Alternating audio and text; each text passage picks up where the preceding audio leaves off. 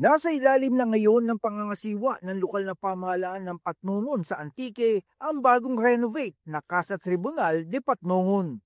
Itinayo noong 1800s ang gusaling ito, ang pinagdausan ng maraming makasaysayang aktibidad ng bayan at naging saksi pa sa pagbibigay ng mga serbisyo sa mamamayan.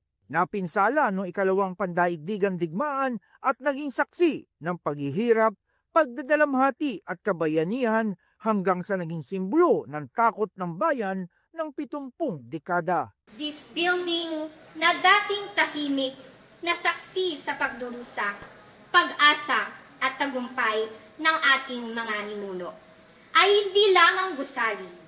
Ito'y kaluluwa ng bayan, isang time capsule na puno ng dugot pawis ng mga nagmahal sa Patnongon na walang kondisyon.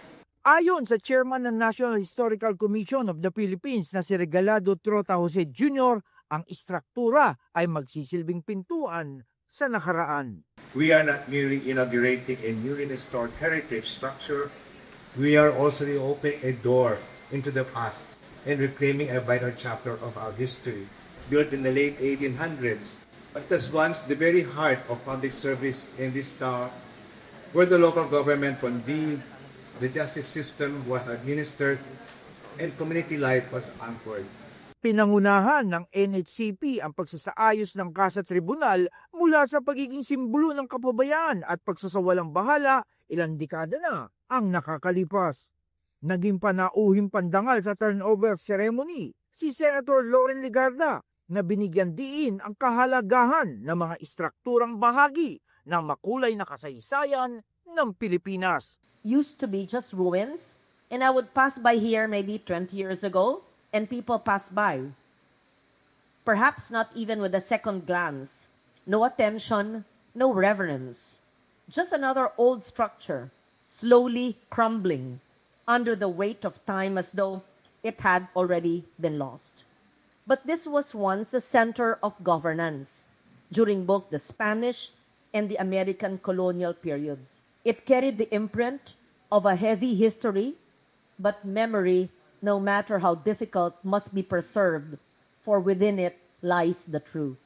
Binigyan diin ni Legarda ang kahalagahan ng pagsasalaysay ng totoong kasaysayan sa kasalukuyan at sa mga susunod pang henerasyon upang makilala, mas maintindihan at mayakap nila ang mga paniniwala, kultura at tradisyon ng mga Pilipino.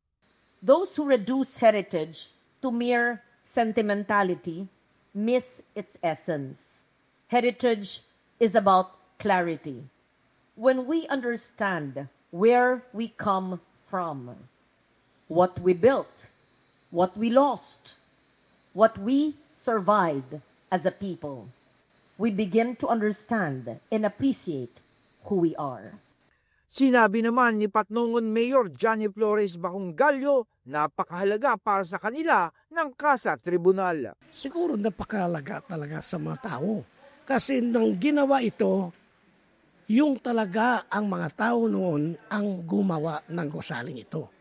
So kailangan i-restore namin para makita ng taga ibang lugar na hindi namin pinabayaan yung ginawa ng mga matatanda noong panahon ng Kastila.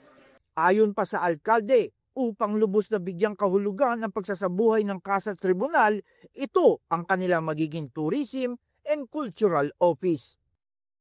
Samantala sa bayan naman ng Anini, sa lalawigan din ng Antique, ipinasa na ng NHCP ang pangangasiwa ng simbahan ng San Jose Nepomuceno sa Diocese of San Jose de Antique.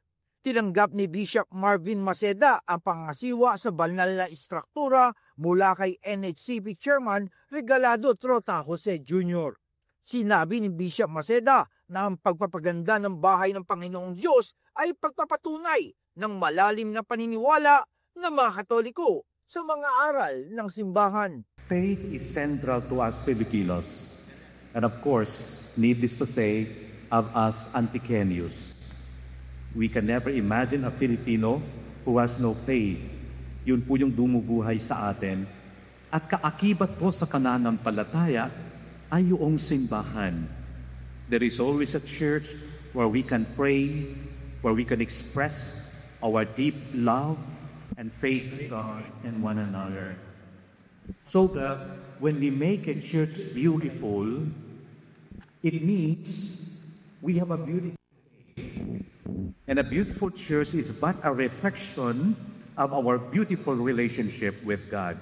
Itinayo ang simbahan noong 1630 hanggang 1638 ng mga paring Agustino at noong 1845 ay itinatag sa kasalukuyang lokasyon gamit ang mga koral.